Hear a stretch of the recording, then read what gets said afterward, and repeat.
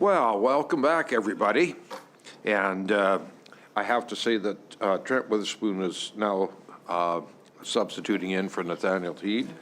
And we'll now consider the estimates for the Ministry of SAS Builds and Procurement and SAS Builds Corporation. We'll begin our consideration with Vote 13, SAS Builds and Procurement, Central Management and Services, subvote SP01.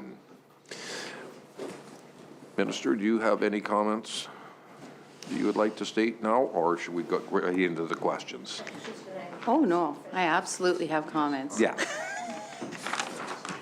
Okay, well, thank you, Mr. Chair. I'm pleased to be here to discuss the 2023-24 estimates for the Ministry of SAS Builds and Procurement, or SPB. With me today are my Deputy Minister, Kyle Toffin, my Assistant Deputy Minister of Infrastructure Design and Delivery, Miguel Morissette. Behind me is my Assistant Deputy Minister of Operations and Service and Delivery, Kelly Moore, my Chief Procurement Officer, Karen Cossett, my Executive Director of Corporate Finance, Hera Kang, the Executive Director of Information Security, Fouad Idrisu. I apologize if I said that wrong. Executive Director of Citizen-Centric Program and Delivery, John Saltisak, and my Chief of Staff, Sean Wilson. I thank them all for joining me here today to help answer questions about our ministry and its budget. The 23-24 provincial budget supports growth that works for everyone through investments that support a strong economy, strong finances, a better quality of life for the people of our province. As the ministry where infrastructure, procurement, real property, facility management, logistics, and information technology meet to enable the Government of Saskatchewan's growth plan and programs and services for citizens and communities, SPB plays an important role in delivering the commitments set out in the budget.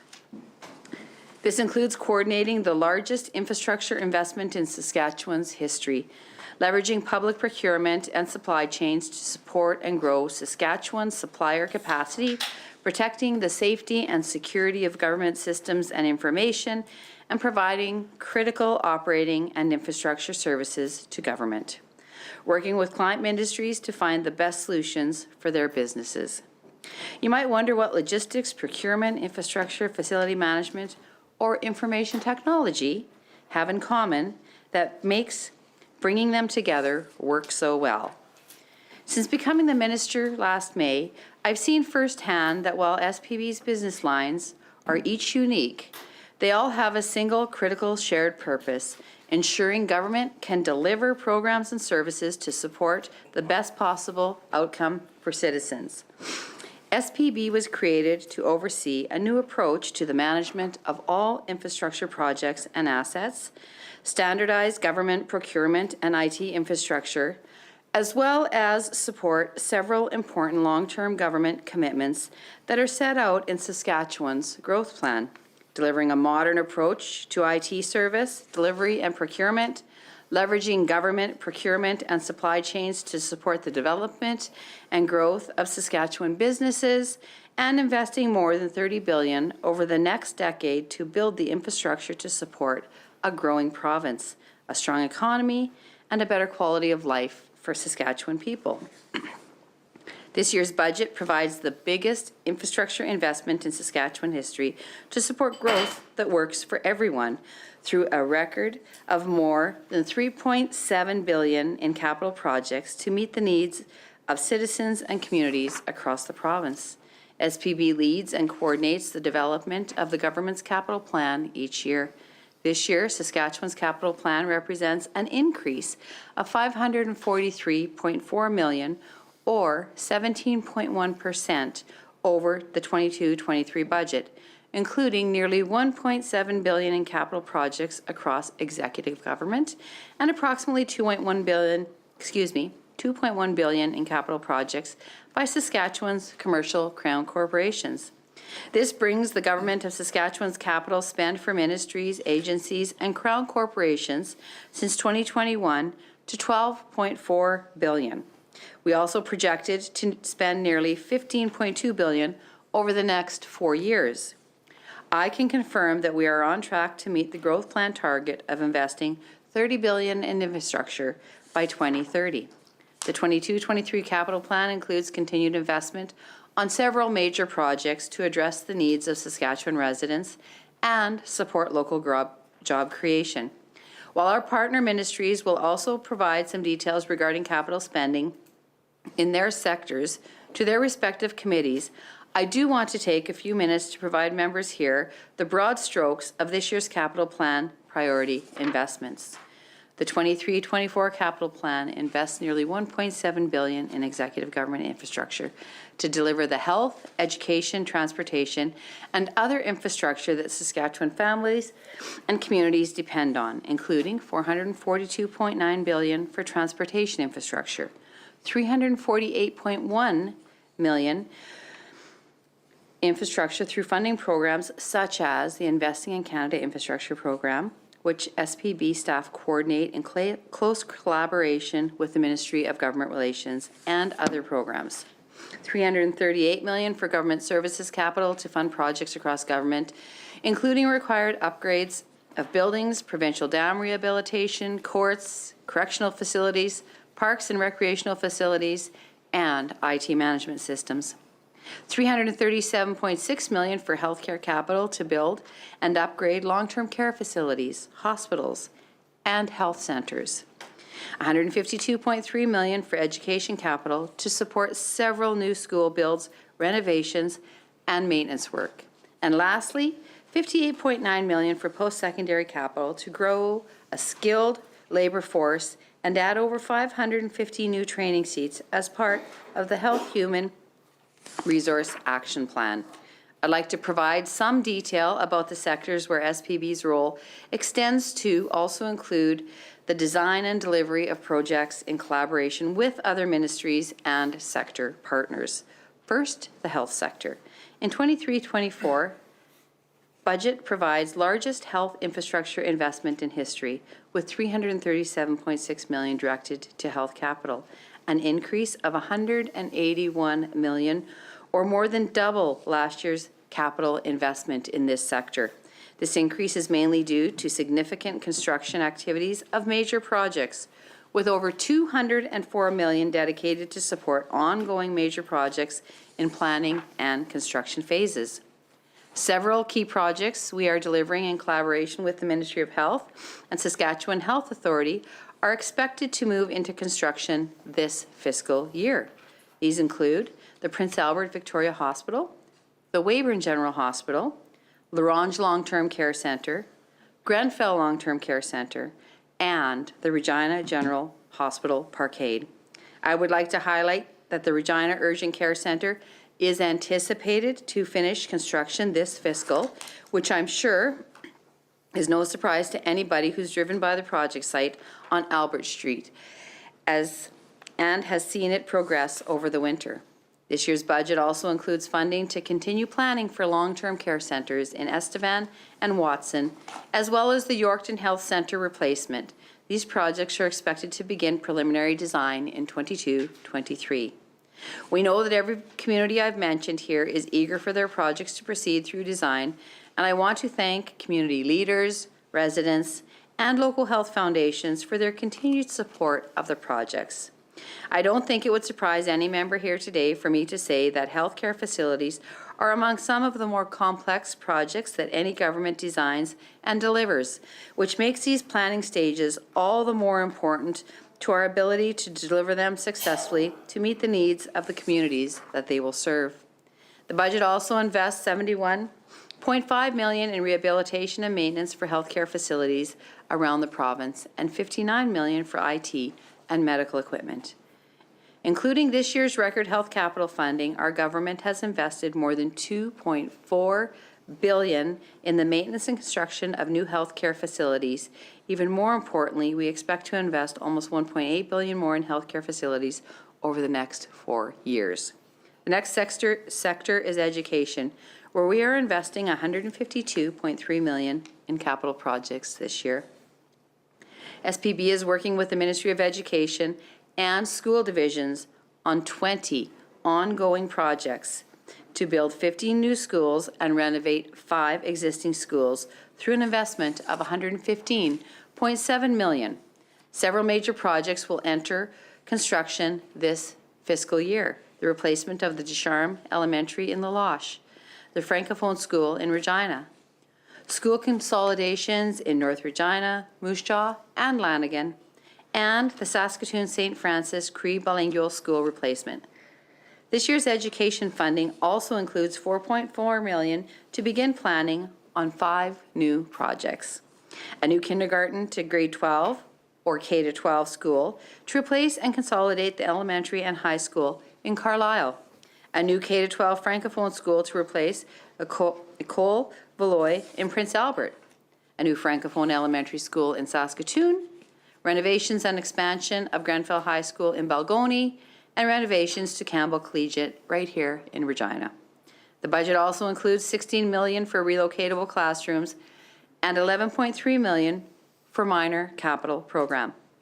Government has committed approximately $2.4 billion towards infrastructure projects since 2008-2009. That includes 60 new or replacement schools, as well as 30 renovation projects, with an additional 5 projects approved through the Minor Capital Renewal Program.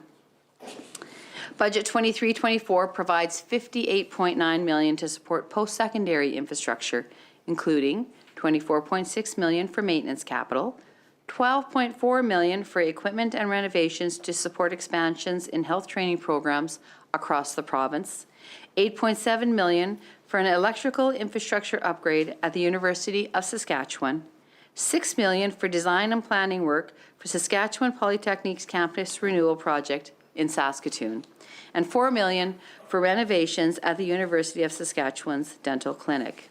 Since 2008-2009, government has invested over $780 million in post-secondary infrastructure across Saskatchewan. This year's budget invests $338 million in government services infrastructure. This includes over $12.3 million for capital improvements throughout the park system. Park capital includes Parks capital improvements planned for this year include new campground service centers at Meadow Lake, Makwa Lake, and Blackstrap Provincial Parks, a new group pavilion at Rowan's Ravines Provincial Park, water system upgrades at Cypress Hills, Moose Mountain, Saskatchewan Landing, and Narrow Hills Provincial Parks, boat launch upgrades at Douglas and Candle Lake Provincial Parks, and major road upgrades at Makwa and Cypress Hills Provincial Park. We're also investing $85.6 million in various dams, water supply channel projects, and irrigation projects, including continuing work on the Grant Devine Spillway Modification Project. These investments support Saskatchewan's growth plan, commitment to expand the number of irrigable acres in the province. The budget provides $97.4 million for various courts and correctional facility projects, including continued construction of the remand expansion in Saskatoon Correctional Centre. Completion of this project is scheduled for the summer of 2025. SPB's Infrastructure Design and Delivery Division is currently leading 38 ongoing projects valued at approximately $3 million each, including 18 health projects, 16 education projects, 2 post-secondary projects, and 2 government service projects. 12 new projects led by SPB in 23-24, 6 in education, 4 in health, and 2 in the post-secondary education. While funding for these projects is allocated to the respective ministries we partner with, our ministry leads them through planning, procurement, design, and construction. Our goal is to deliver each project in a way that meets the needs of citizens and communities they will serve. That's because, as I said earlier, our ministry really only exists to help government deliver the best possible outcome for citizens. IT is a key part of government's internal infrastructure that supports our ability to deliver programs and services to citizens and communities. This year's budget continues our commitment to IT renewal with a focus on 3 pillars, including The IT goals of the Saskatchewan Growth Plan, putting citizens' needs first, and following a one government approach to work collaboratively across the public sector and to get better value from the IT investments we make. With a focus on innovation being used to deliver the best value and outcomes for Saskatchewan citizens, this work supports a better quality of life to build a stronger Saskatchewan. IT is also a key factor in some of our complex infrastructure projects, from the healthcare sector, where IT plays an important role in how our hospitals and long-term care centers will operate and serve patients and residents once they're built, to support people connecting to our justice system and social assistance programs, providing accessible data to agriculture, farmers, and ranchers, and the natural resource industry. We can't discuss IT in today's environment without including cybersecurity. Every year, we see more and more examples of the way cyber attacks can impact businesses, governments, and communities. It is a topic of keen interest at every level of government in every jurisdiction in Canada and around the world, including right here in Saskatchewan. Our government and the ministry makes IT security a top priority. I won't be able to provide many details because every detail that's shared publicly has the potential to create real and lasting harm by providing cyber criminals information they could use to attack government networks, systems, and data. What I can tell you is that the IT division of our ministry is constantly in contact with partners like Crowns to ensure that if we have knowledge or experience that could benefit others, we share it, and that we are able to learn from others too. We also participate in discussions about cybersecurity with other provinces, territories, and federal government to ensure that we are able to learn from the experiences of other jurisdictions in Canada and to share information that could benefit everyone. The fact that cybersecurity attacks are becoming more frequent, more intense, and more sophisticated, which means it is critical that we take all measures we can to protect government's IT systems and the data that citizens and businesses entrust us to hold. Just as cyber criminals are always learning, advancing, and becoming more effective, so must we. That's why we are committed to continuously improving to meet the challenges we may face as the world continues to move online and as threats evolve. Another way our ministry supports the daily operations of government is through the Operations and Services Delivery Division. This division provides a wide variety of services, all critical to our client ministries: transportation services through the Central Vehicle Agency, maintenance and operations of hundreds of buildings, facilities, and properties around the province that ministries use to deliver programs and services, and mail and telecommunication services. This division is also home to the Saskatchewan Air Ambulance Service. Procurement is another area where where the work of our ministry does directly support government's ability to serve citizens. It's also a cornerstone of SPB's efforts to support the growth plan. The Procurement Management Division, previously Single Procurement Service, conducts procurements for all ministries across government in a way that ensures best value for taxpayers and fair treatment for Saskatchewan suppliers. Our procurement professionals also ensure that public procurement in our province is conducted in a way that ensures compliance with multiple trade agreements Saskatchewan is obligated to follow, including the New West Partnership Trade Agreement, Canadian Free Trade Agreement, Canadian-European Union Trade Agreement, the Comprehensive Economic and Trade Agreement, and the World Trade Organization Agreement.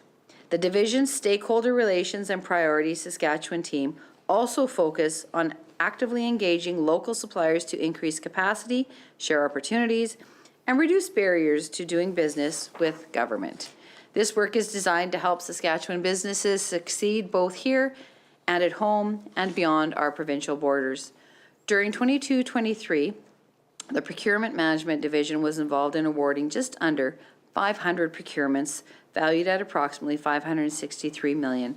Approximately 82% of those procurements, valued at about $463 million, were awarded to Saskatchewan-based companies.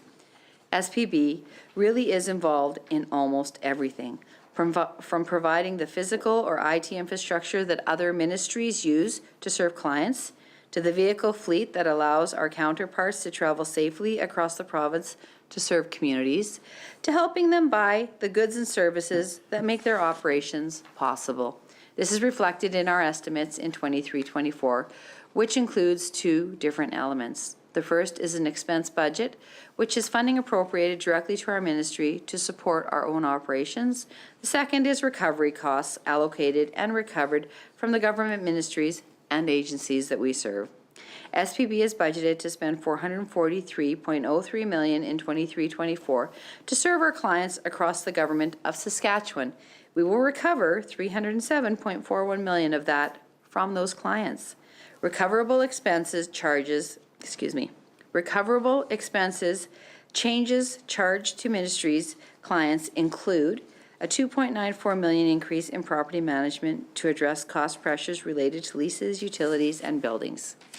With respect to our own appropriation, SPB's 22-23 operating budget is $67.505 million, a decrease of $1.592 million or 2.3% over last year's budget. This includes $6.22 million increase for consolidation of project delivery, reality, and facility assessment services, including an internal restatement of $3.36 million from the property management subvote SP02, which will no longer be recovered from ministries and external agencies. $340,000 increase for additional project management resources, and a $400,000 increase to offset operating IT pressures. Capital expenditures of $60.87 million are planned for upgrading, maintaining, or replacing the government's building infrastructure, machinery, equipment, vehicles, airplanes, and IT systems, including $40.49 million for Phase 3 of the Enterprise Business Modernization Project. Finally, SPB also provides funding through a grant transfer to the Provincial Archives of Saskatchewan to support core operating costs. This amount remains unchanged from last year at $4.33 million. So with that, Mr. Chair, I would be happy to take questions about the ministry's estimates for 23-24. Well, thank you, Minister. And I would just like to remind the officials that when you speak, please state your name for Hansard, and also do not touch the mics, or Hansard will come along and slap your wrists. So anyway, are there any questions? Mr. Wotherspoon. Sure. Thanks, Mr. Chair. Thank you, Minister. Thank you to all the officials that have joined us here tonight and all those others that are connected to the important work of Sask Builds. I'll get right into some of the questions here. Looking at the subvote SP02, could you talk a little bit about the operations and maintenance of property budget itself? It's up a bit there. Can you describe what's happening there?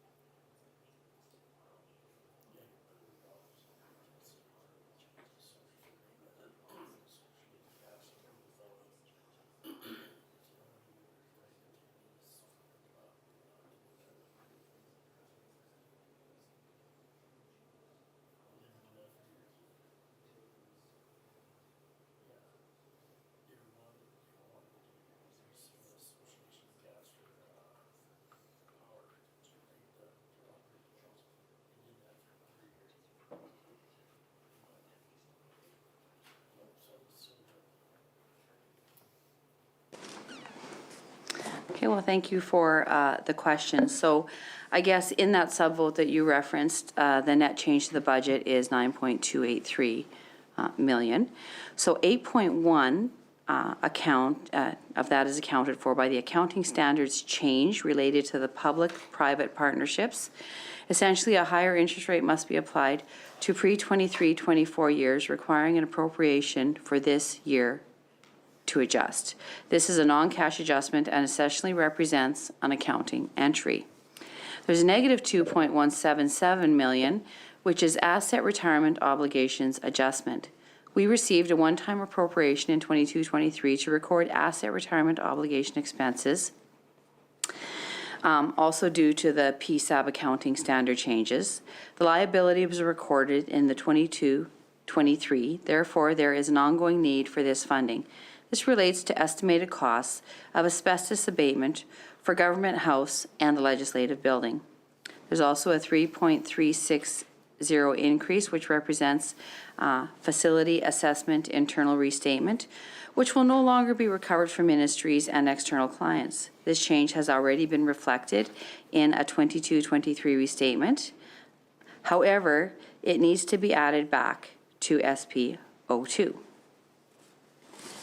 As well, all other changes from the above chart are offset by recoveries such as lease changes, utility costs. These increases would be built into the budgets for the ministry's external entries received for the services that they received. Thank you. Thank you very much. With respect to, just to make sure I fully understand the statement here, just from the budget, or I guess the financial plan for the business plan for the year, it states that of the 200 and some million dollars for operations and maintenance of property under regional service delivery structure, with most of the services for full cost recovery. Can you just describe what that means exactly with the most of the services for full cost recovery? How is that calculated? What isn't full cost recovery?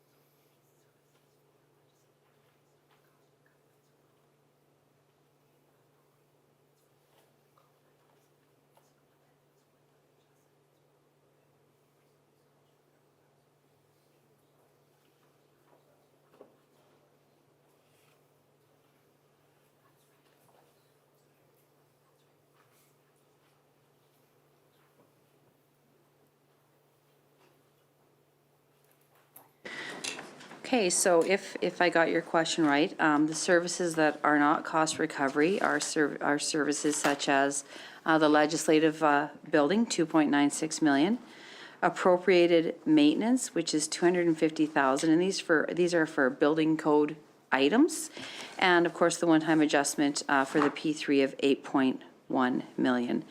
And of course, anything that is recovered from ministries is like it's all of the building utilities and maintenance and stuff that we pay for, and it's cost for cost.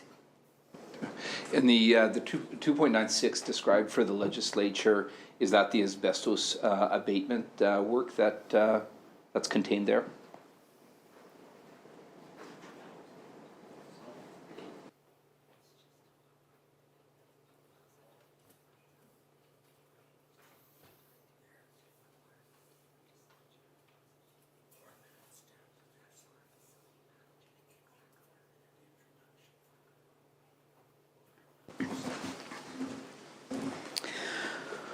So that amount that you just referenced for the legislative building is not for the asbestos. It's literally for the ongoing operating of the building, whether it be heat, light, power, cleaning, everything that happens here within the building.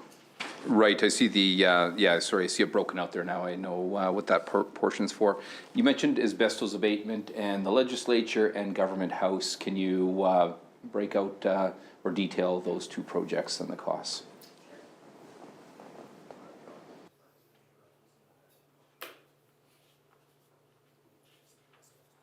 What's that? I don't know.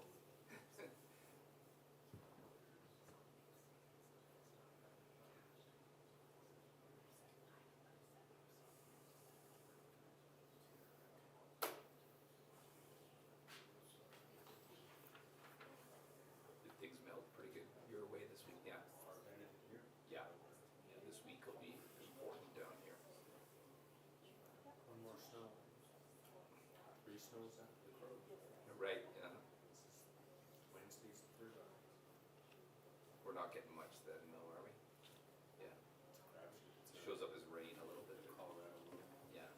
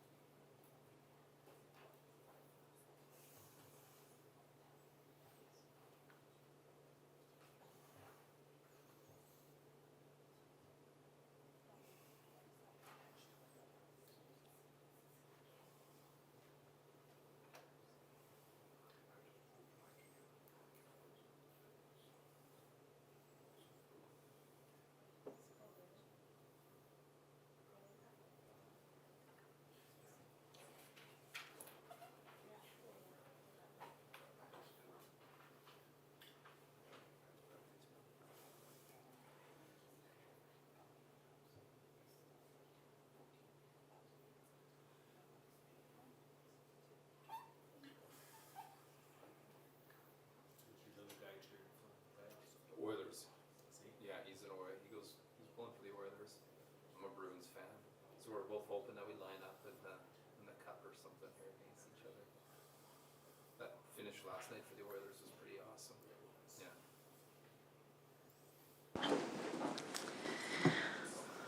Okay, so you were asking about the specifically the asbestos in the legislative building and government house. So this 2.177 million is really a liability that's put on the books. That money it will be set aside. It's a one-time adjustment, and it'll be used in the future for abatement when it is necessary.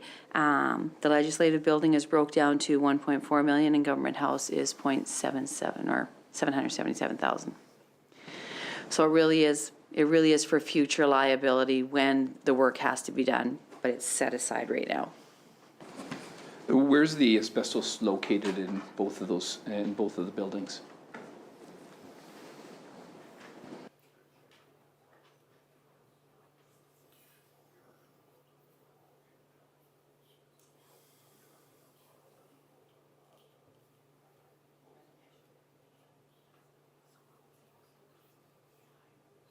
Who's your team? Flames. Oh, yeah. So I cheer for Florida because they have the most ex-Flames. See, that's right. Well, Kachuk was getting it from our goaltender on the weekend here. Yeah, Allmark was chasing him around the rink there. Yeah. That was great. Chevy's getting ready for the game here tonight, the Jets here. Oh, yeah. Well, they better do it. Blades tomorrow, yeah. I think that Leafs game should be going now, isn't it? Almost. It's 1-0 for Tampa. Was it? Yeah. 2-0. 2-0 for Tampa, yeah.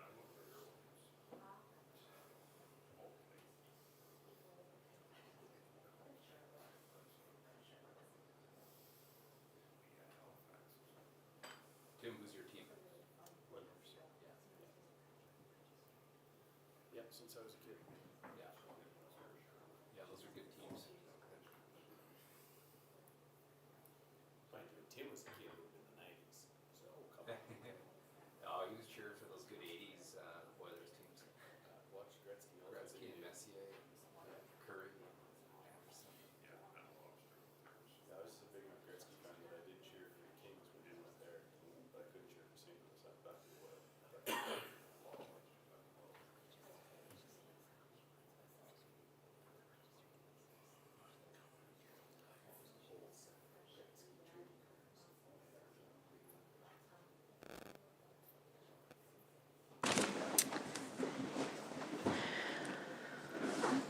Okay, well, thank you for the question. So with the asbestos, basically what we do is we hire a consulting firm to estimate what they would assume would be in a building. So based on when the building was built, the type of materials that were used at that point in time, and what we could assume asbestos might be. So it could be flooring tiles, it could be pipes. And so we won't really know exactly what has asbestos in it until there's some type of a renovation and things are disturbed. I think you're fully aware of how that works when that happens. And so at that point in time, when they start a renovation, they would determine whether there's asbestos or not in that given area, and then it would be treated at that point in time with the funds that have been put aside. Thanks. And so that's a reserve fund that the dollars are actually added to it. And how are those dollars managed? Where are they housed? And how are they, where are they placed? How are they invested?